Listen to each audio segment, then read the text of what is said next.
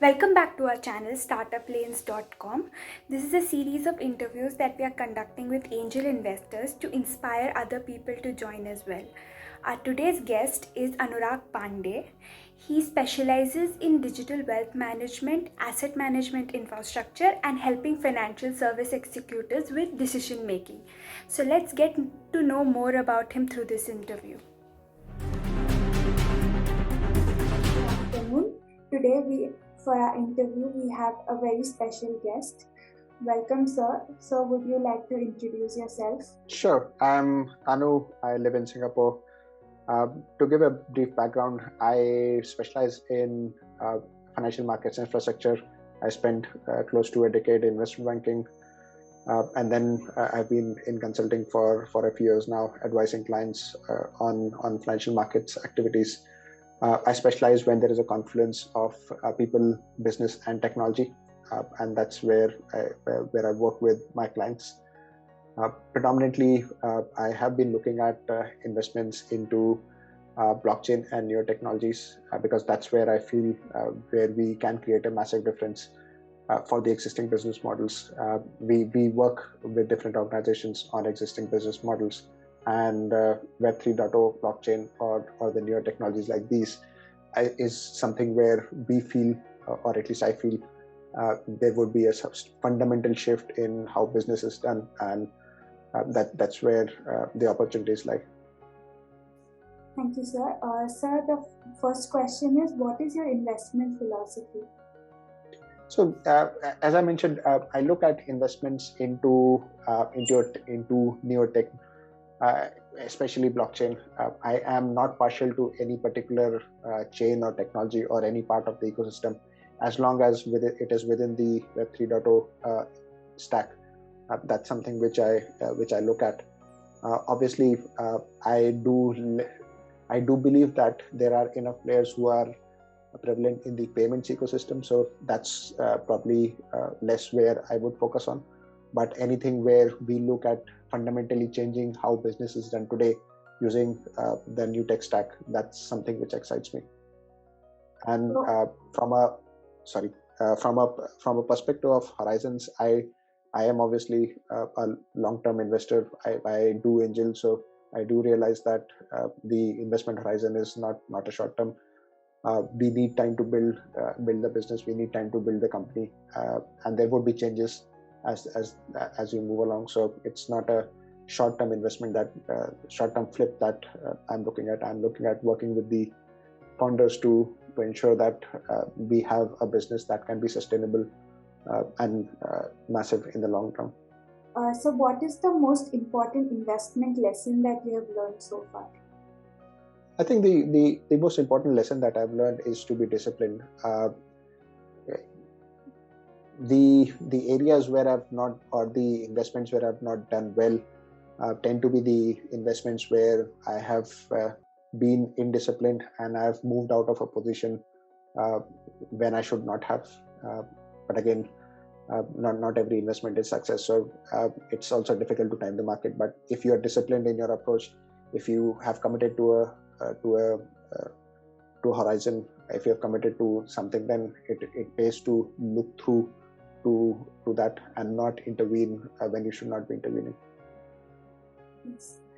So what has been your best investment till date, sir?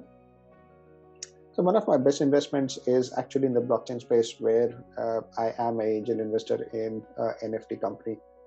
The company is progressing very fast. It's a fairly young company, but from the point of view of how it started and where it is now in a very short span of time, that's been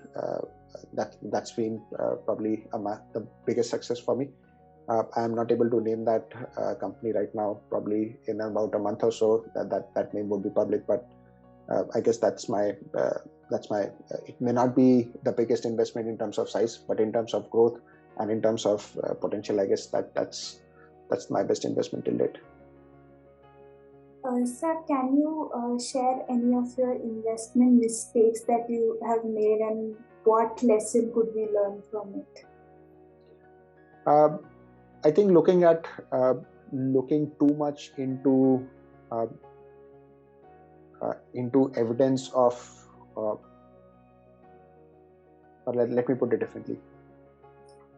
Doing too much analysis on a problem, typically at a stage where it's just an idea and you need to work on the idea to prove itself, is one of the mistakes I made. Rather than doing a lot of analysis on the idea, it's best in my mind to go to the market, go to the consumers, and take feedback directly from them. So the mistakes that I have made have been around thinking too much into what is the kind of analysis that I can do for the investment. What is it that I can understand the investment more? It's not that. It's looking at real world examples to see what works, what does not work. Yes, sir. That is very important. Sir, is there any particular investor or author that you find inspiration for? There are quite a few authors, but I guess if you look at everybody who has used writing as a mechanism of expressing their thoughts coherently, the Berkshire Hathaway reports or Amazon's Amazon's memos, or even the shareholders report, that's something which I truly believe adds a lot of value. In terms of people, the ecosystem that has emerged in Asia Pacific as well as in Europe in the past 10 years, there are lots of people who are part of a small outfit which have been working very strongly to develop the ecosystem and have been successful at it, both in Asia, especially in India, and in Europe. Take the example of Berlin. That gives me a lot of motivation. Just to name a few, something like Point 9 Capital in Europe. I've been following them since they just started, and what they have been able to do in these past a few years has been phenomenal. So that gives a lot of hope that it's not just the established players, but it is even the smaller players who can grow big and make a meaningful impact to the ecosystem. What would be your advice to entrepreneurs seeking funds? I've been on the fundraising journey quite a few times, both as a professional banker as well as raising funds for my own startup. The one insight that I would want to share with founders is that they need to believe in themselves. If they don't believe in themselves, then obviously the people who are looking at investing in you would not believe in themselves. It's very easy to feel, okay, I'm 19 years old, 20 years old, why should somebody invest in me? But at the same time, investors also should be, you should also be evaluating investors that whether they are worthy enough to be on your cap table. So be believing in your own self is absolutely important. And I guess the philosophy that I would want the founders to have is to have strong ideas held loosely rather than loose ideas held strongly. Because you should have conviction in your ideas, but the conviction should not be such that prevents you from pivoting when it's simply not working. So you need to know when it's not working and to move in a different direction. That's I guess the two things that I would want every founder to know. So do you invest in any particular sectors? I am partial towards financial services or fintechs, but with blockchain, as long as there is a use case which makes use of the blockchain by fundamentally changing the business model, that's where I invest in. I don't have any particular specification on this is where I would invest in only, or this is what I would not invest in. I do stay away from anything related to gambling, anything related to alcohol, tobacco, or anything related to manufacturing. Good thing is I have not come across any of those other than gambling in my search for investment ideas. But I guess that's other than that, it's a case by case basis. But I'm not restricted to any particular sector. So, what are your views about the startup ecosystem in India? Having the number of unicorns that we have had in the past few years is a testament of how the industry has grown.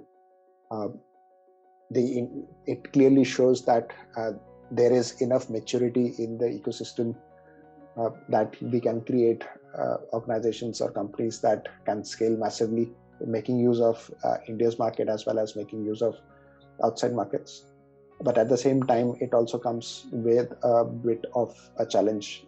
If you talk to any founder right now, the biggest challenge is not raising funds. Funds are plenty.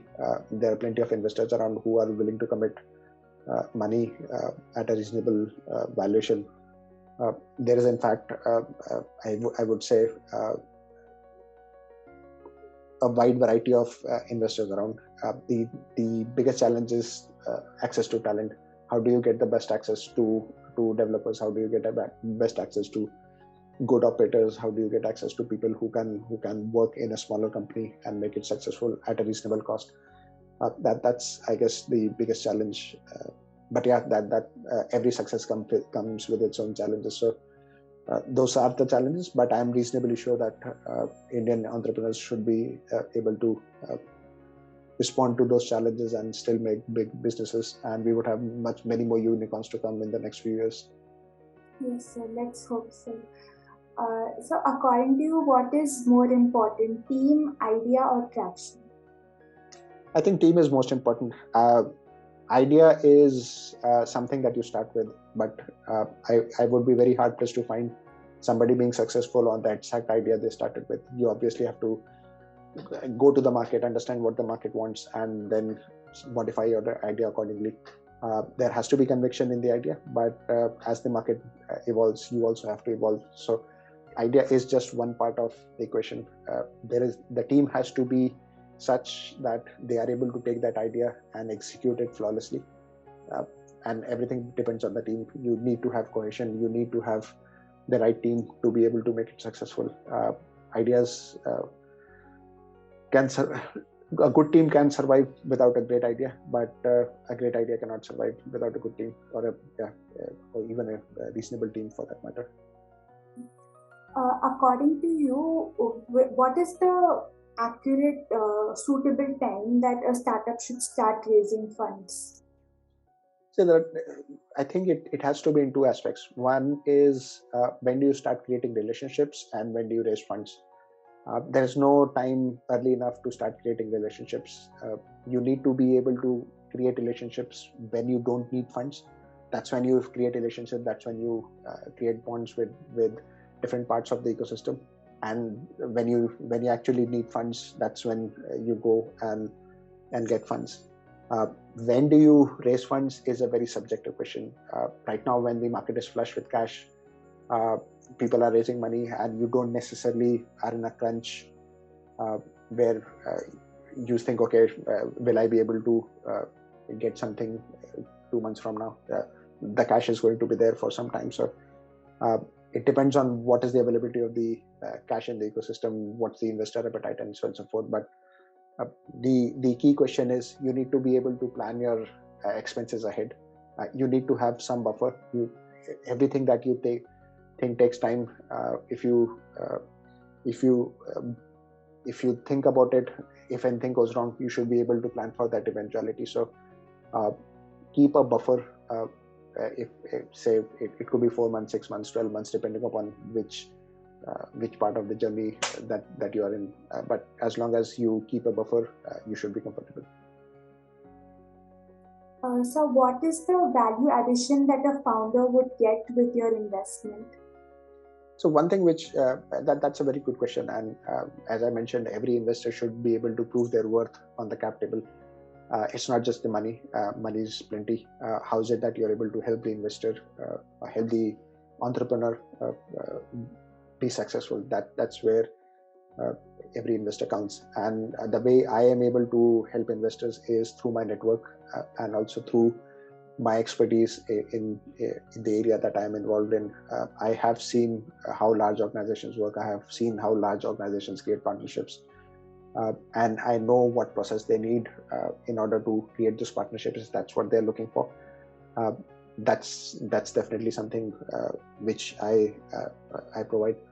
Plus, within having been part of the ecosystem, my access to the network is definitely something which I provide.